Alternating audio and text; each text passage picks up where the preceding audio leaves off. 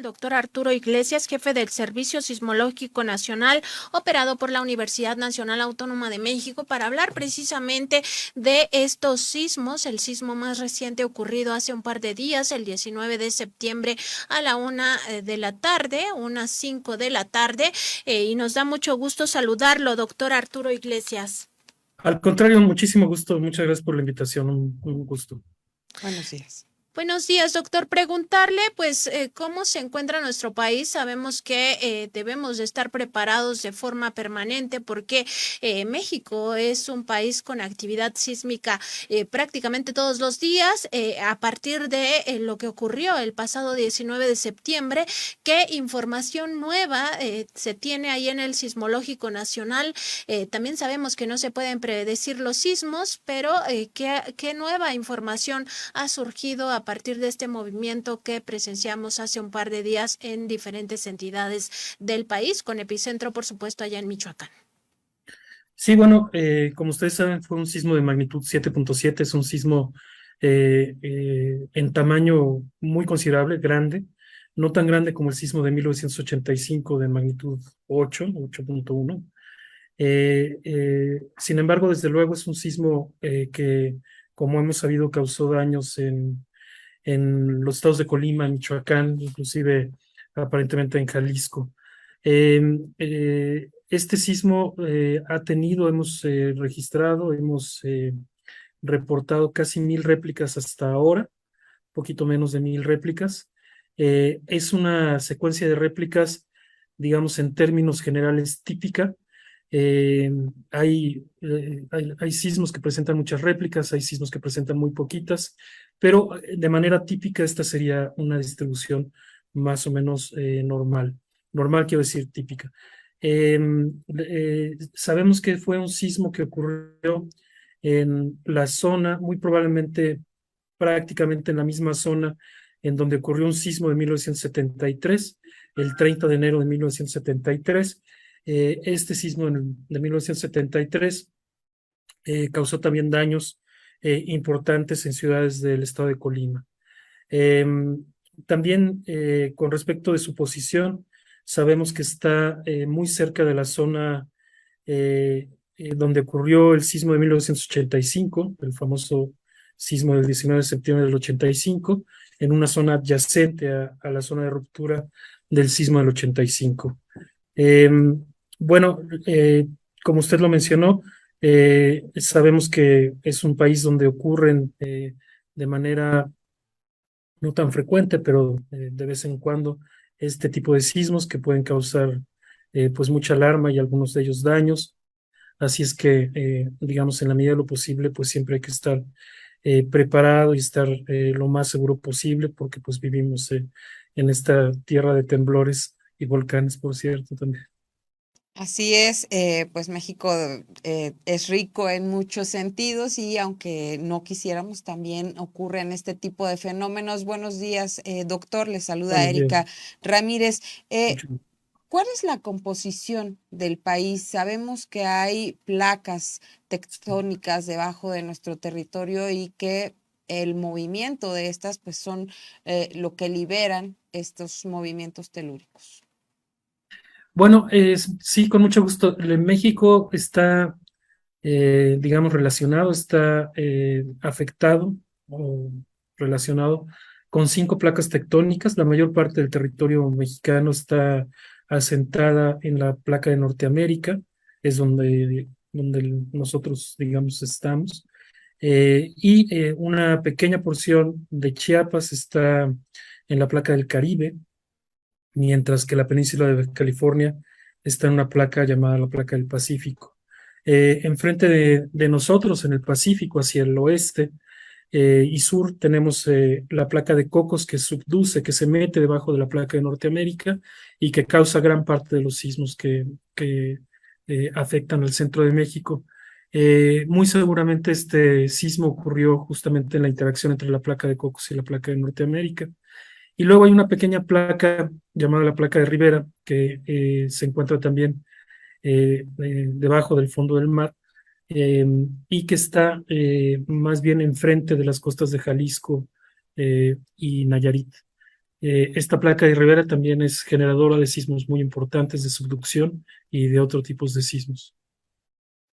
Doctor, también preguntarle porque hemos estado muy atentos, sobre todo a partir de lo que ocurrió en 2017, a esto que se conoce como la brecha de Guerrero y pues sabíamos que todos los científicos sismólogos de nuestro país pues están muy atentos a esta brecha de Guerrero, que es la que más acumulación de energía elástica tiene, esta energía que genera pues estos rompimientos de rocas que acaban derivando en los sismos.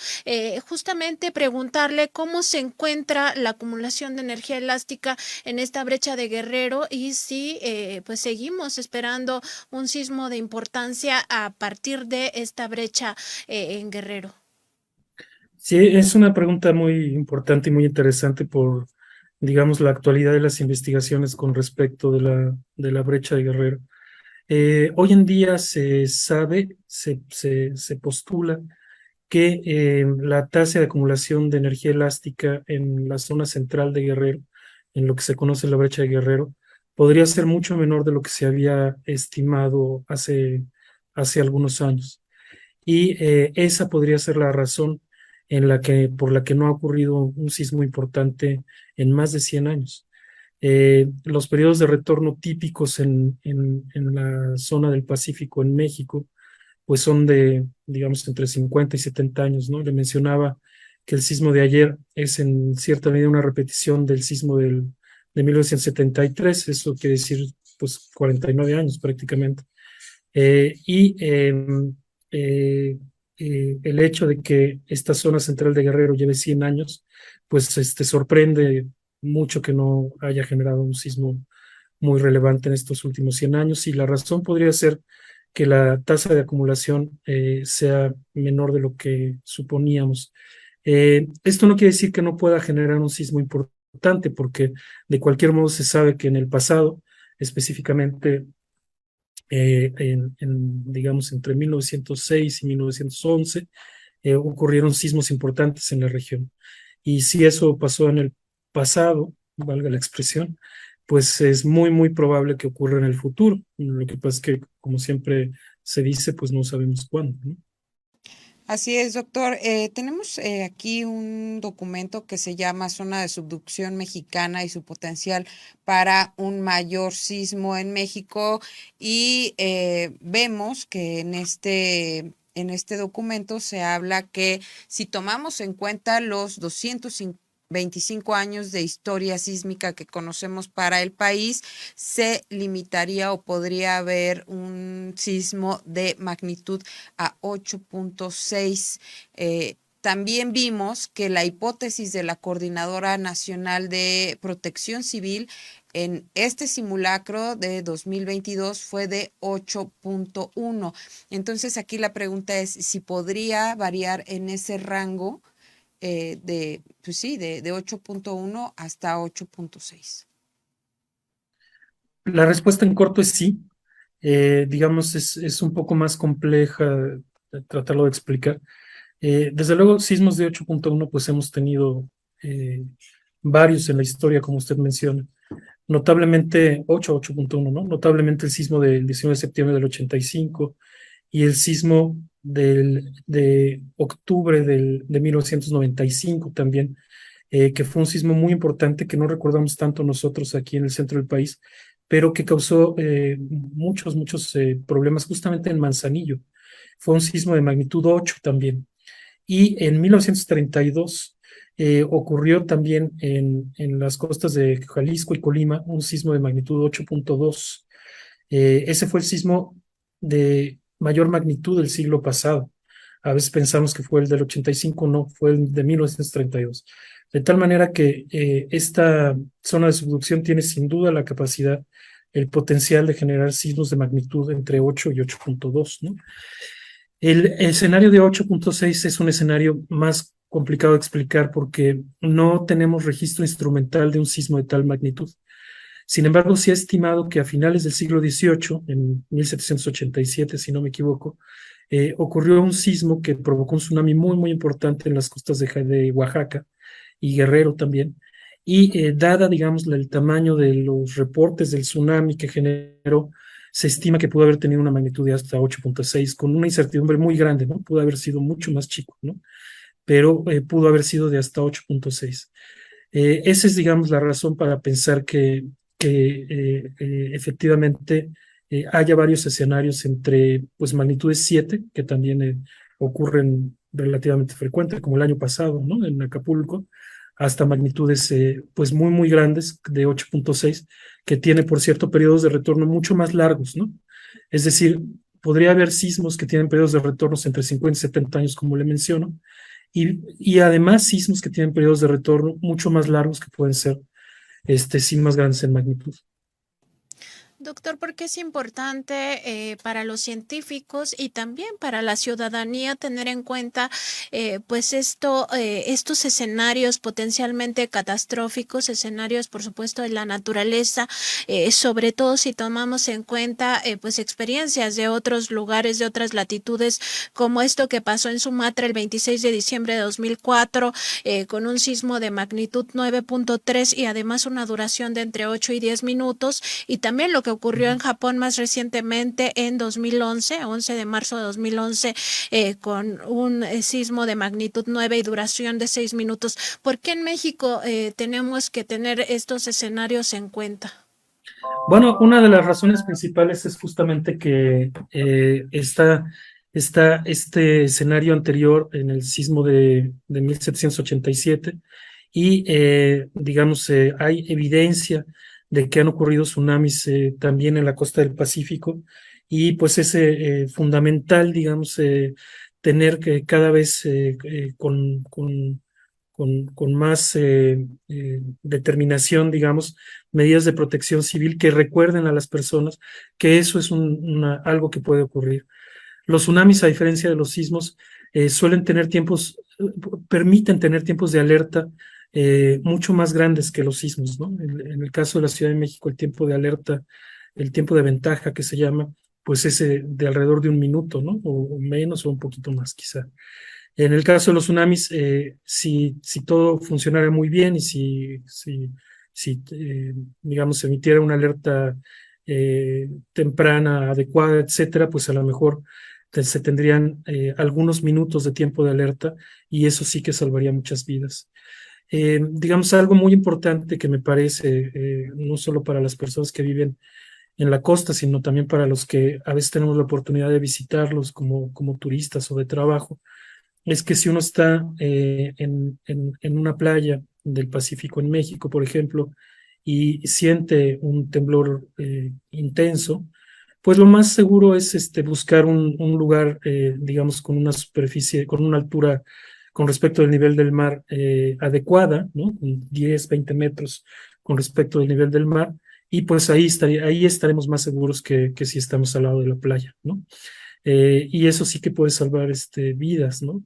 Ahí recuerdo en el sismo de Sumatra una historia, digamos, muy conmovedora de una niña turista que pues en su escuela había visto que cuando se retiraba del mar había que buscar un lugar alto, ¿no? Y mucha gente no tenía esa cultura, esa preparación, y bueno, dicen, no sé si es una historia real o no, pero en principio parece que haber salvado muchas vidas diciendo, bueno, vamos para arriba, ¿no? Y bueno, pues qué importante pregunta, efectivamente me parece así. Sí, es una de las cosas que muchos seguramente ciudadanos no sabemos y que también nos falta estudiar más sobre estas medidas de prevención que debemos de tener cuando estamos en ciertos lugares. Doctor Arturo Iglesias nos hablaba de 1,000 réplicas después de este sismo de 7.7 grados del pasado lunes. Estas réplicas ayudan a liberar la tensión entre las placas, a que pensemos que un sismo mayor viene. ¿Qué pasa? En general no. Las réplicas son un resultado, un producto, digamos, del sismo principal. Lo que sucede es que los sismos en realidad no pueden ser vistos como un punto. Nosotros reportamos hipocentros, ¿no? Que es un punto así espacial muy definido, pero en realidad ese es el inicio de una ruptura de una superficie de roca muy grande, que puede ser de varios decenas de kilómetros linealmente o varias cientos de kilómetros cuadrados, ¿no? Esa superficie de roca muy grande que se rompe, que por cierto, el tamaño de esa superficie tiene que ver con la magnitud directamente, lo que hace es provocar un cambio en el estado de esfuerzos alrededor de esa roca que se rompe, y ese cambio en el estado de esfuerzos alrededor de la roca provoca estos sismos que ocurren posterior, que se llaman réplicas. La, desde luego, la ocurrencia del sismo de 7.7, pues sí liberó una gran energía acumulada durante 50 años, entre el sismo del 2003, del 1973 y este 2022, ¿no? Eso sí ocurrió, digamos, en esa zona, ¿no? Entonces, es, digamos, poco probable que en esa región en específico ocurra un sismo relativamente pronto. Puede ocurrir un sismo en una región cercana a él, eso sí, y que puede ser de magnitud importante, pero no exactamente en el mismo lugar, sería muy extraño. Doctor, también queríamos preguntarle por esta pues desafortunada coincidencia, como lo han llamado ahí en el Sismológico Nacional, al hecho de que en 3 ocasiones de forma pues prácticamente reciente, 1985, 2017 y 2022, un 19 de septiembre ocurran estos fenómenos naturales. Sin embargo, queríamos preguntarle, ¿cambia en algo el hecho de esta recurrencia en la fecha o de esta coincidencia? ¿Cambian algo las líneas de investigación que tienen ahí en el Sismológico Nacional y en el Instituto de Geofísica de la UNAM? Pues la verdad es que, digamos, digo yo que poniendo todos los ingredientes que conocemos con respecto de la sismología, de la tectónica, de la elasticidad, de los fenómenos asociados a los sismos, poniendo todos esos ingredientes en una mesa, aún así no vemos, al menos yo no veo, una posibilidad de que haya una explicación más allá de la coincidencia de que ocurran el mismo día del año, ¿no? De hecho, el día del año en algún sentido es bastante, eh, digamos, arbitrario, por ejemplo, con respecto de la actividad lunar, de la posición de la luna o del clima mismo, ¿no? Porque cada año es diferente la cantidad de lluvia o la temperatura media ese día en particular. Entonces, pues no vemos, digamos, cómo poder explicarlo desde ese punto de vista, ¿no? Desde el punto de vista de todos estos ingredientes que tenemos, ¿no? ¿Podrían faltar ingredientes? Bueno, sí podrían faltar ingredientes, pero digamos hasta donde vemos, pues no, ¿no? Eh, pero mire, creo que una cosa que no se ha dicho, digamos, y que creo que es importante, es eh, el sistema de alerta temprana que tenemos en la Ciudad de México y en algunas otras ciudades del país. Va a funcionar un 19 de septiembre o un 1 de enero o un 30 de diciembre, cualquier día, ¿no? En principio eso va a pasar, pues no va a ser diferente que sea el 19 de septiembre o el, insisto, 24 de junio, ¿no? Eh, Eso por un lado, ¿no? Y por otro lado, digamos, la historia también, y aún la reciente, muestra que los sismos pueden ocurrir cualquier día, como el sismo del 23 de junio del 2020 en Huatulco, ¿no? Un sismo reciente que fue muy sentido muy intensamente en Huatulco, el sismo del 14 de febrero en Pinotepa Nacional del 2018, que fue en febrero, ¿no?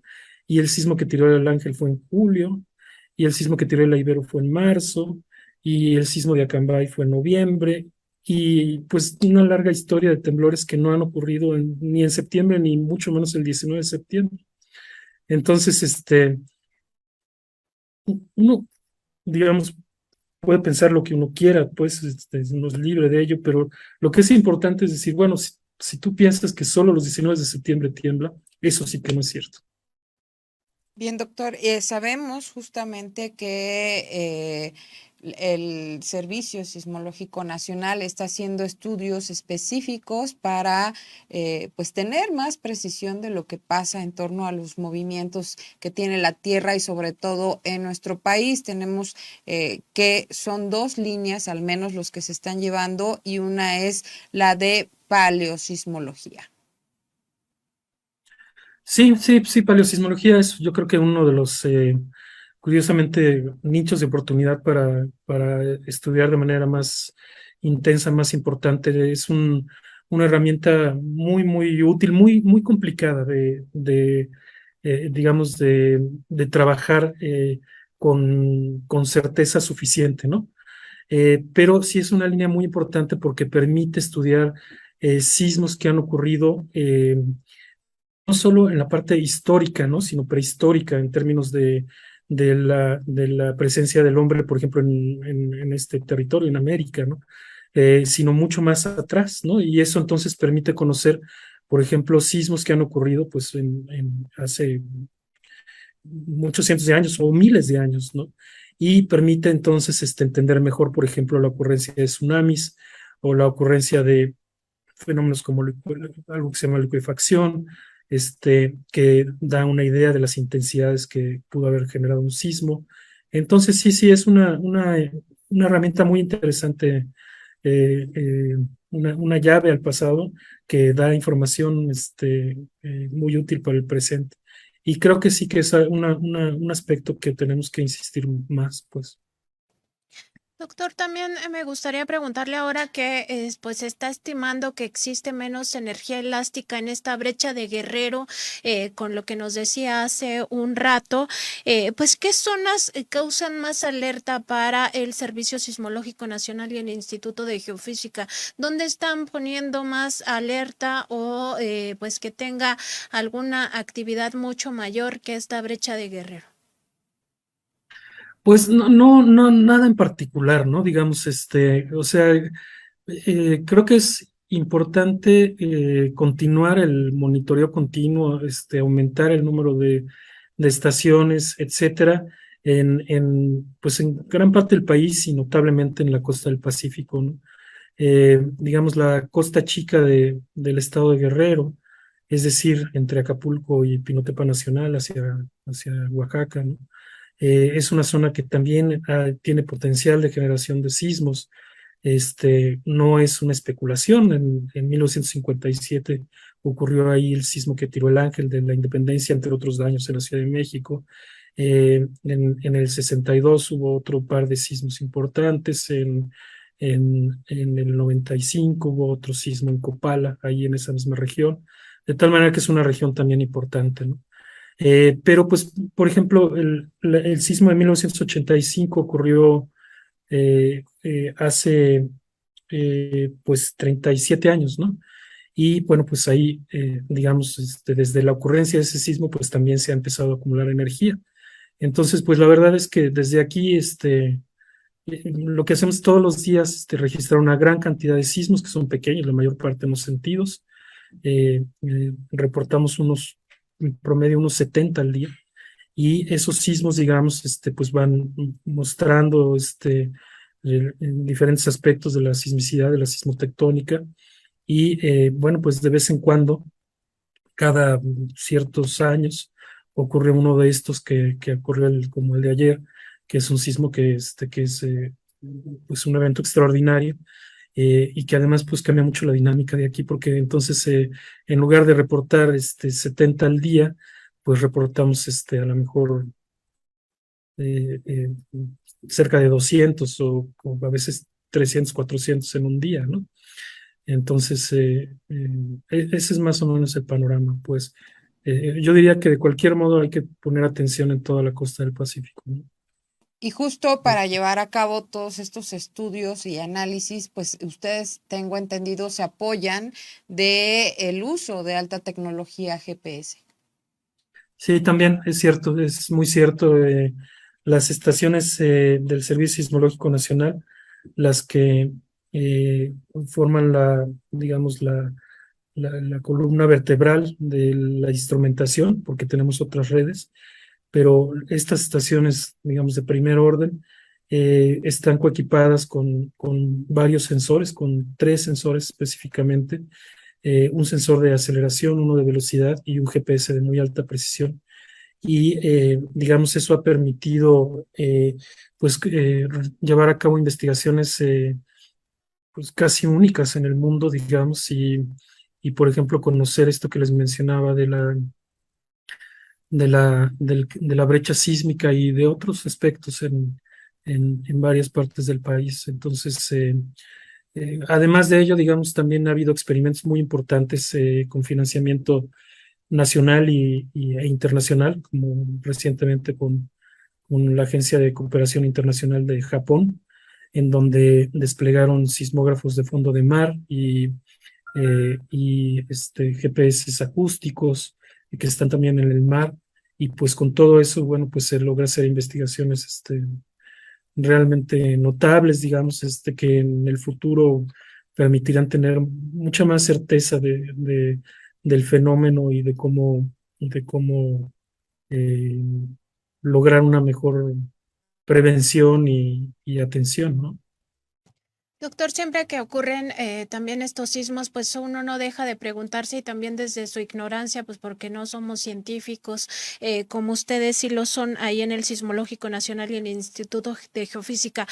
¿Tiene alguna relación la sobreexplotación, por ejemplo, de combustibles, de minerales, de agua con esta actividad sísmica o eso solo se reduce a los llamados sismos antropogénicos, que son precisamente los causados por la actividad humana? ¿Hay alguna relación? ¿Se ha encontrado que las placas, estas 5 placas de las que ya nos hablaba, tienen algún impacto por esta actividad humana, por esta sobreexplotación o extracción de estos recursos? Bueno, antes que nada, qué va que son ignorantes, son de las entrevistas más inteligentes que me han hecho. Lo agradezco mucho y porque se ve que se ha estudiado y pues siempre es un gusto no hablar de si es oscilatorio, trepidatorio, si las preguntas que nos hacen, pues la verdad 10 veces al día o 20 veces al día y una entrevista pues mucho más pensada, muchas gracias. En general, ¿no? Efectivamente hay algunas actividad humana que genera sismos que son en general pequeños. Esa actividad sobre todo está relacionada con la inyección de fluidos. En los campos geotérmicos, por ejemplo, se inyecta fluidos por varias razones, pero entre ellas, por ejemplo, para eh, eh, hidratar, digamos, la roca que está caliente y poder sacar vapor que genera energía eléctrica. Esa inyección de combustible, se sabe, de combustible no, de agua en ese caso, se sabe que puede generar sismos. La extracción es más difícil de explicar que genere sismos, porque lo que hace la extracción, inclusive la extracción de agua, ¿no? Es reducir algo que se llama la presión de poro y, digamos, entre menos presión de poro, es más difícil que rompa la roca. Cuando se aumenta la presión de poro, que es cuando se inyecta un fluido, entonces sí es más probable que haya un rompimiento de la roca. El caso de estos sismos grandes, pues no se podría explicar con una cuestión de actividad humana, ¿no? Sería muy difícil de explicar, no hay ninguna razón para pensar que un sismo de este tamaño pueda ser provocado ni por una máquina, ni por un sistema, ni mucho menos otra cosa, ¿no? Entonces, esa es, creo, la explicación, sí. Muy bien, doctor, pues le agradecemos mucho estas explicaciones. Yo espero que con esto también nuestra audiencia quede pues también un poco más tranquila en torno a esto de la extracción de pues combustibles, de agua, la sobreexplotación. Sin embargo, pues sí tener en cuenta que México es un país sísmico, altamente sísmico y que tenemos que estar preparados. Le agradecemos mucho estas reflexiones, doctor Arturo Iglesias, jefe del Servicio Sismológico Nacional, y pues quedamos pendientes para próximas entrevistas. Muchas gracias, muy buenos días. Muchas gracias. Solo un gracias. comentario, si me permite un comentario muy breve. Digamos, la sobreexplotación de acuíferos, claro que tiene otras implicaciones, pero no necesariamente provoca temblores, ¿no? Eso quiero decir, pues, o sea, seguro que tiene sus problemas, pero no este en particular, ¿no? Es como el cambio climático, ¿no? Se Claro. piensa que el cambio climático, pues, no causa temblores, ¿no? Causa muchísimos problemas, quizá los más grandes del planeta, pero no temblores. Sí, Gracias. claro que Muchísimas sí. gracias.